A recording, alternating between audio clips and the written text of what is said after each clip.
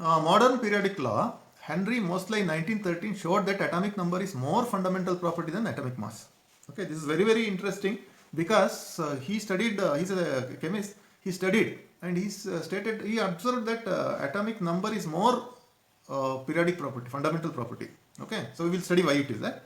Then he stated modern periodic law. Modern periodic law stated that properties of elements are periodic function of their atomic number. That means, so when the periodic atomic number increases, their property changes. So this is also very, very important in modern chemistry.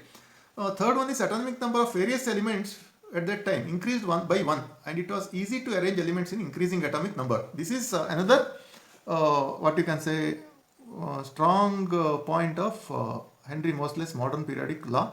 It states that atomic properties depends on atomic number. That is what is believed as modern periodic law.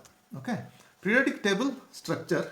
So before going something, we have something here. It's something called 2, 10, 6 and 14. 2, 6, 10 and 14. So here what will happen? So in periodic table, when the elements are arranged, so we have grouped the periodic table into 18 groups, 1, 2, like this, 18 will come, we will work on that. So it has got 2, 6, 10 and 14. Okay. So here 2 is, we call it as S block elements. 6 is P block elements, 10 is D block elements and 14 is F block elements. Repeat, these 2 are S block elements, these 6 are P block elements, these 10 are D block elements, these 14 are F block elements. How do we say it is S block?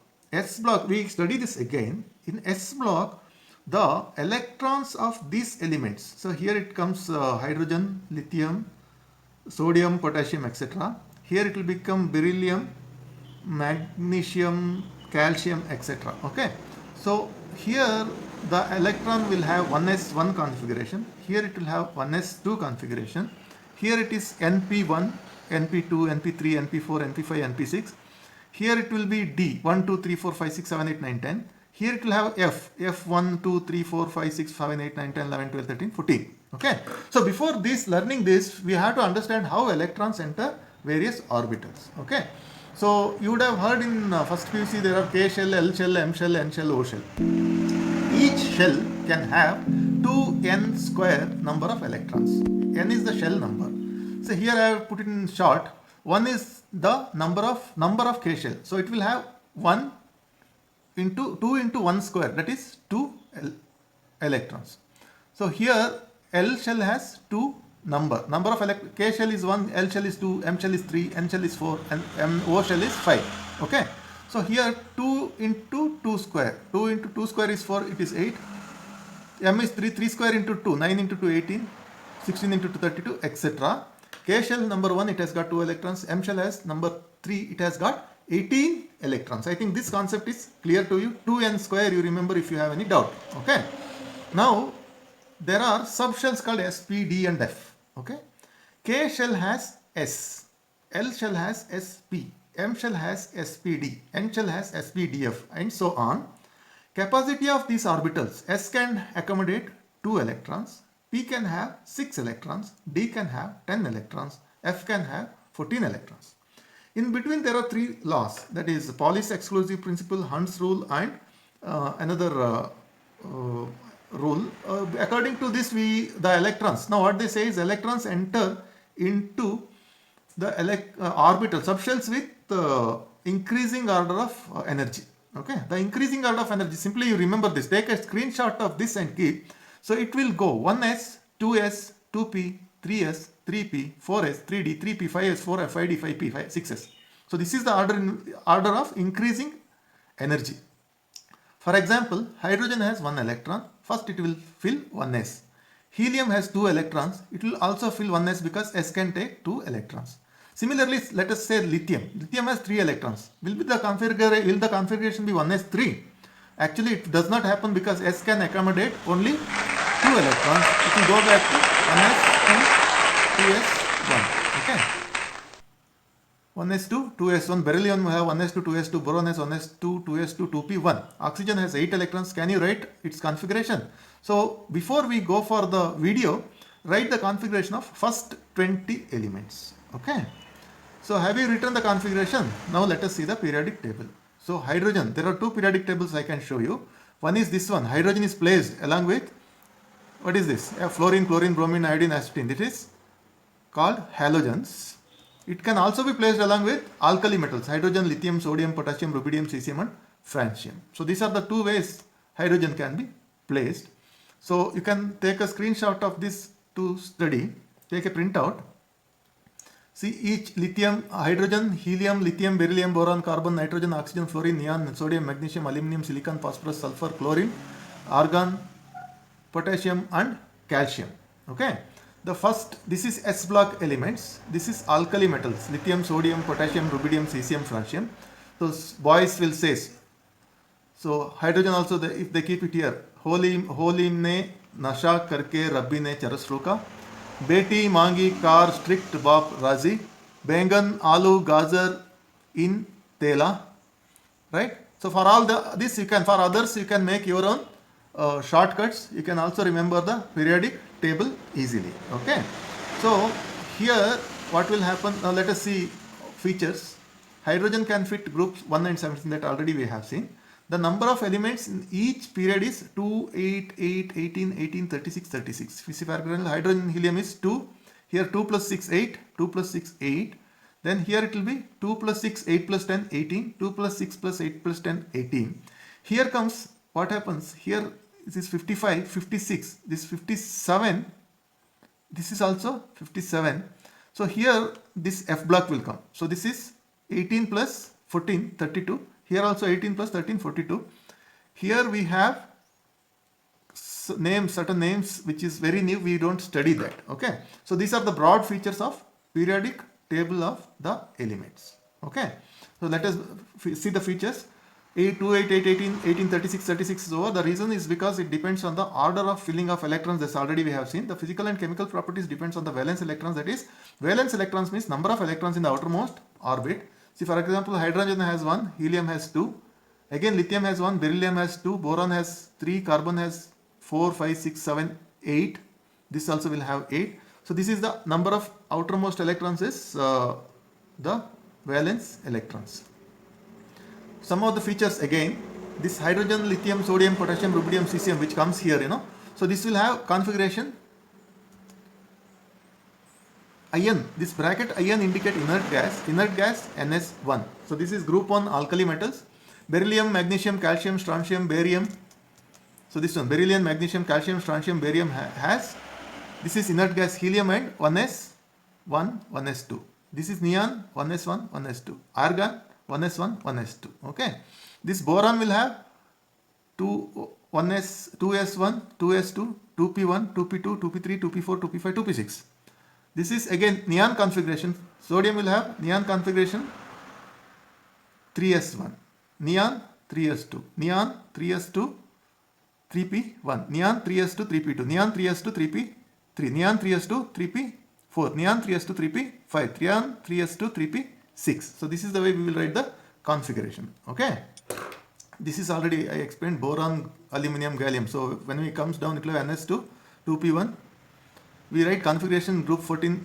Please write the configuration group 14 to 16. If you see the periodic table, if you will be able to write. So fluorine, chlorine, bromine, etc. It will have NS2, NP5. So they are all halogens. Helium, neon, argon, krypton have NS2, NP5, group 18. Group 18 is inert gas configuration. Their valence is 0. Other elements when form molecules or compounds forming any kind of bonds attain inert gas configuration. Remember this again.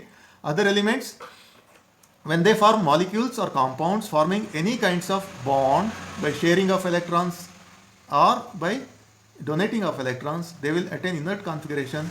This we will study in some other video relating to chemical bonding. Periodic properties are valency. Valency is the number of electrons a element can donate. You would have heard of valency and valence electrons. So here as we go, the valence electrons will increase up to this, correct? Wherein case valency follow a different pattern. It is the valence is the number of electrons an element can donate, accept or share with another atom to acquire stable octet gas configuration. That previous slide it is there, you can listen to it again. This will be studied in chemical bonding. Valency remains same in a period. See, for example, valency of this is 1, this is 2, 3, 4, after that it is 3, 2, 1 and 0. Okay. Valency remains same in a period. It increases from first group, it reaches 4 and reduces to 0. Again, watch this. Valency of lithium is 1, beryllium 2, boron 3, carbon 4, nitrogen 3, oxygen 2, fluorine 1 and neon is 0. So same pattern follows to the entire group. Atomic size is in picometer. This is another atomic periodic property we are studying. Atomic size is measured in picometer. It is the diameter or radius of a element. Okay. So when we go across a period, that is when we go from, this is a period, right? There are 18 groups, 7 periods. If we go across a period, say potassium, calcium, scandium, etc., lithium, beryllium, boron, carbon, nitrogen, oxygen, fluorine, neon. What happens to the atomic size? See, for example, lithium is 152, beryllium is 111, boron is 88, carbon is 77, nitrogen 74, oxygen 66, fluorine and neon also it will decrease. The reason is, it's very simple. So you can see this lithium has in the outermost electron, so how many? 3 electrons are there, 3 protons are there. So it is as if 3 people are holding hands and pulling each other towards themselves, because electron is negative, proton is positive. There is a electrostatic attraction between proton and electron. The outermost lithium has 1 electron. So 1 electron will be pulling 1 proton. Beryllium has 2. So 2 people are holding hands and pulling each other. Boron has 3, carbon has 4, nitrogen has 5. So because of this increased electrostatic attraction, the atomic size decreases. So when we go down the group, so what will happen? So see, for example, we go down the group. So from hydrogen, we go to lithium, sodium, potassium, rubidium, cesium. What is happening? It has got K shell, L, M, N, O. Like that, number of shells is increasing. When the number of shells is increasing, what will happen? Down the group, the atomic size increases. Because addition of a shell, you can see lithium is 152, sodium 186, potassium 231, rubidium 244, cesium is 262. Okay, this is another important property. So third important property is metallic property. Metallic property, you would have heard of this metals, properties of metals. Metals are hard, they are elastic. If you bend a metal, it will regain its shape. You cannot bend it so easily. So if you hit a metal, it will make sound, sonorous. If you are beating it, it will become a sheet. If you pull to a metal very hardly, it will become wire. So wires are not manufactured by putting it into a block, melting the metal and making a wire. So big metal piece is taken and it is pulled by machines to make wires. Fine. So the metallic properties. So similarly, there is some non-metallic properties there. Electronegativity, where bonding electrons are pulled towards the element. So electron affinity, how fast it can accept electrons. These are all non-metallic property. In a periodic table, the left bottom is more metallic. Francium is the more metallic element, and top right is more non-metallic. Fluorine is more non-metallic element. Okay. So the electronegativity, so most down the group, so when we go across the period, the this metallic property decreases. When we come down the group, it increases. So this is what you have to remember. Let us recap the chapter. This is a periodic classification of elements. So there are 4 people who have helped in forming the modern periodic structure of periodic table.